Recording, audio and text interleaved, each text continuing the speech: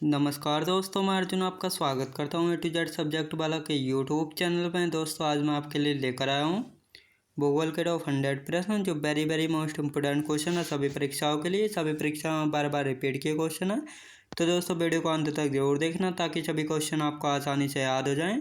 साथ ही दोस्तों अगर आप हमारे चैनल पर पहली बार आए हैं तो हमारे चैनल को भी सब्सक्राइब कर लीजिएगा, साथ ही बेल आइकन को प्रेस कर लीजिएगा ताकि हमारे आने वाले वीडियो का नोटिफिकेशन आप तक पहुंचता रहे। चलिए दोस्तों वीडियो को स्टार्ट करते हैं।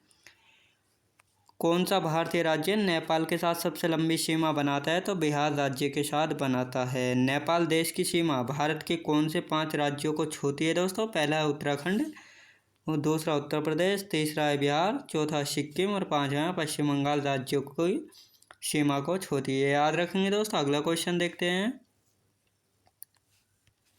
भारत और म्यांमार सीमा की लंबाई कितनी है? 1643 किलोमीटर।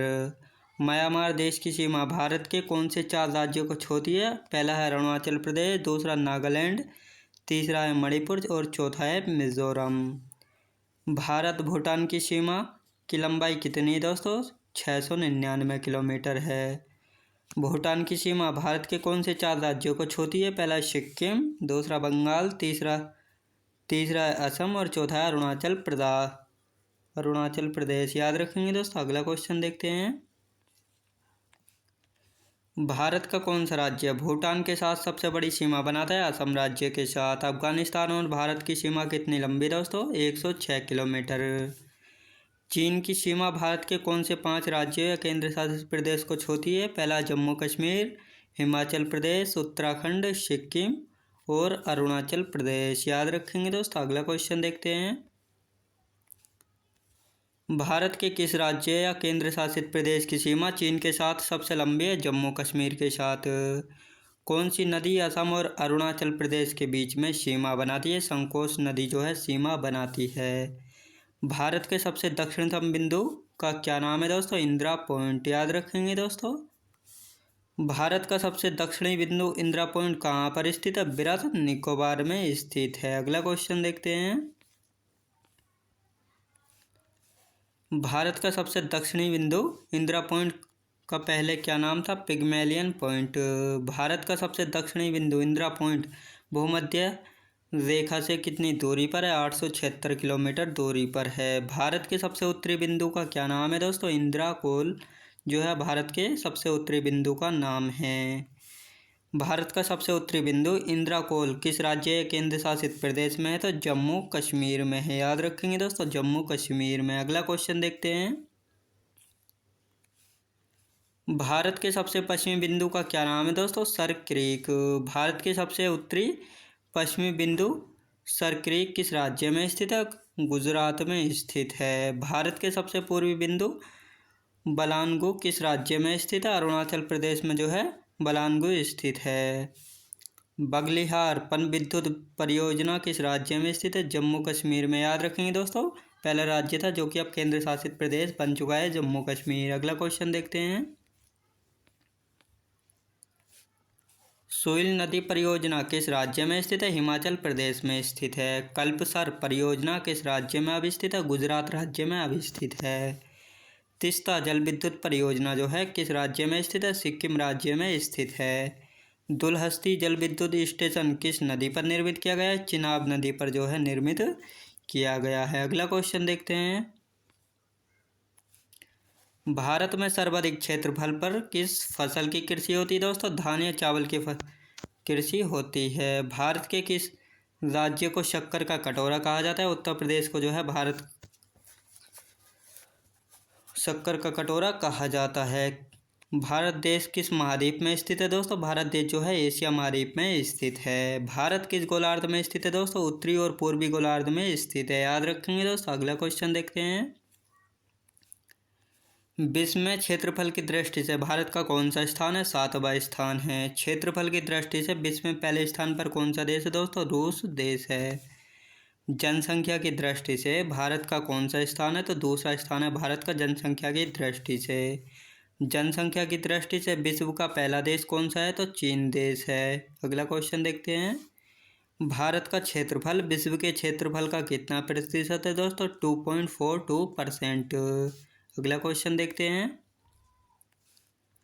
भारत का उत्तर से दक्षिण तक का विस्तार कितना है दोस्तों? 3214 किलोमीटर। चित्रकूट जलप्रपात छत्तीसगढ़ राज्य में किस नदी पर स्थित है? इंद्रावती नदी पर है। भारत की सबसे बड़ी कृत्रिम झील कौन सी है दोस्तों? गोविंद सागर झील है। धुआंधार जलप्रपात मध्य प्रदेश के जबलपुर में किस नदी पर स्थित है? नर्मदा नदी पर स्थित है। याद रखेंगे दोस्तों। क्वेश्चन देखते हैं।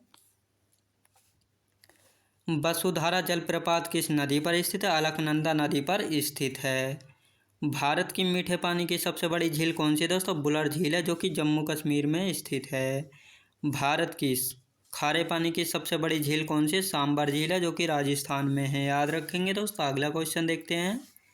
सिंचित क्षेत्रफल की दृष्टि से भारत का विश्व में कौन सा स्थान है दोस्तों? प्रथम स्थान है भारत का। अगला क्वेश्चन देखते हैं। भारत के किस राज्य में सर्वाधिक सिंचाई नलकूपों द्वारा होती है? तो उत्तर प्रदेश राज्य में होती है। इंदिरा गांधी नहर का निर्माण किस वर्ष प्रारंभ हुआ था दोस्तों? वर्ष 1958 में। फरक्का नहर की जलवहन क्षमता कितनी है? 40,000 क्यूसेक है। याद रखेंगे दोस्तों। अगला क्वेश्चन देखते हैं। क्षेत्रफल की दृष्टि से शीर्ष 3 तालाब सिंचित राज्य क्रम से कौन से हैं? पहला तमिलनाडु, दूसरा आंध्र प्रदेश और तीसरा है मध्य प्रदेश। अगला क्वेश्चन देखते हैं।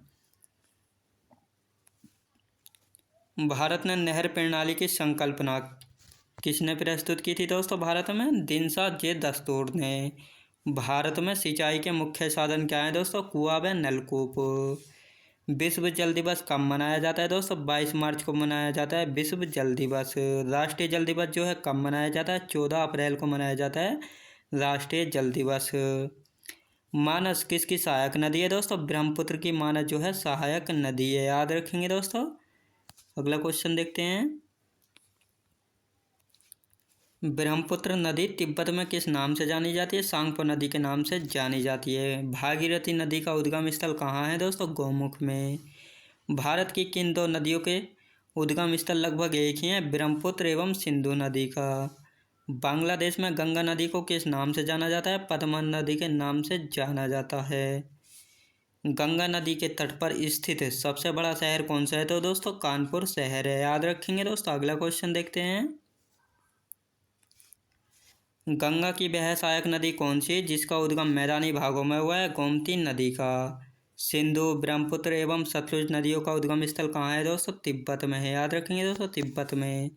केदारनाथ के रुद्रप्रयाग के मध्य कौन सी नदी प्रवाहित होती है दोस्तों? मंदाकिनी नदी प्रवाहित होती है।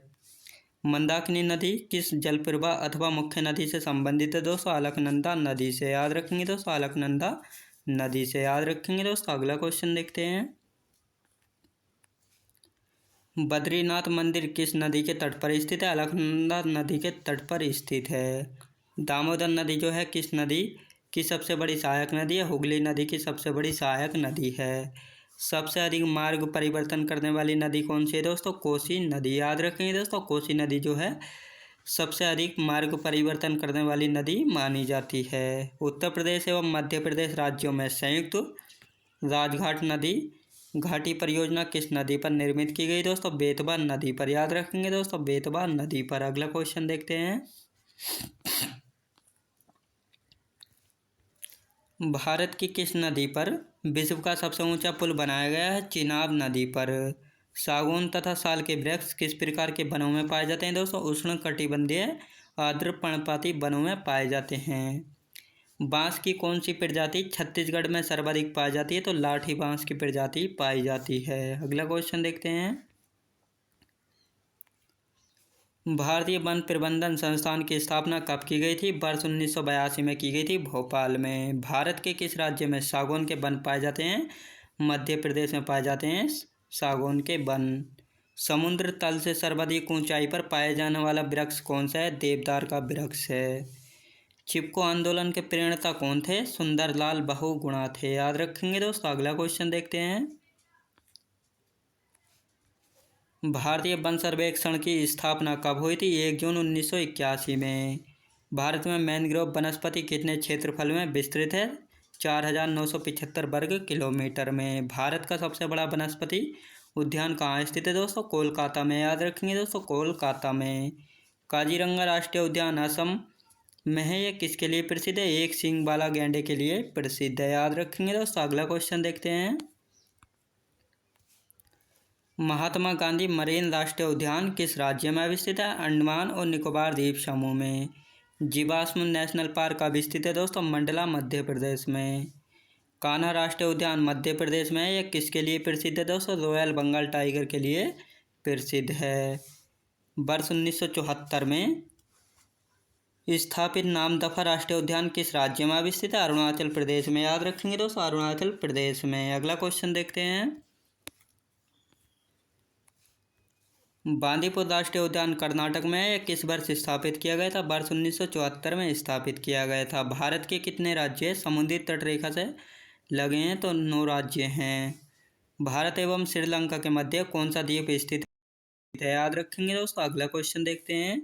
द्वीपों पर बसा हुआ भारत का सबसे बड़ा नगर कौन सा है दोस्तों? मुंबई नगर है, याद रखेंगे दोस्तों। अगला क्वेश्चन देखते हैं। कोरी क्रीक जो है कहाँ स्थित है? कच्छ के रण में। सर क्रीक विवाद किन 2 देशों के मध्य है? भारत एवं पाकिस्तान के मध्य है। बुर्जिल एवं बनिहाल दर्रा किस पर्वत श्रेणी में स्थित है? पीर पंजाल श्रेणी में स्थित है। प्राचीन भारतीय ऐतिहासिक भूगोल में रत्ना का नाम किसका सूचक था? हिंद महासागर का, याद रखेंगे दोस्तों। अगला क्वेश्चन देखते हैं।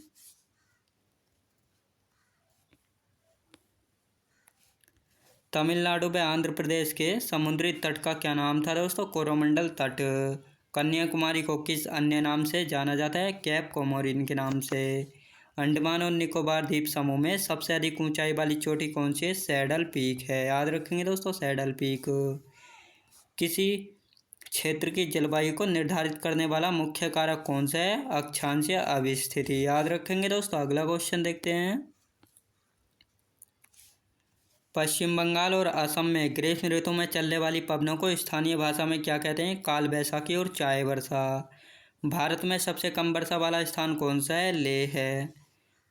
कोपेन ने वर्ष 1918 में विश्व की जलवायु को कितने वर्गों में विभाजित किया है? 5 वर्गों में जो है विभाजित किया गया है। भारत में ग्रीष्मकालीन मानसून के प्रवाह की सामान्य दिशा क्या है दोस्तों? दक्षिण पश्चिम से उत्तर पूर्व, याद रखेंगे दोस्तों। अगला क्वेश्चन देखते हैं।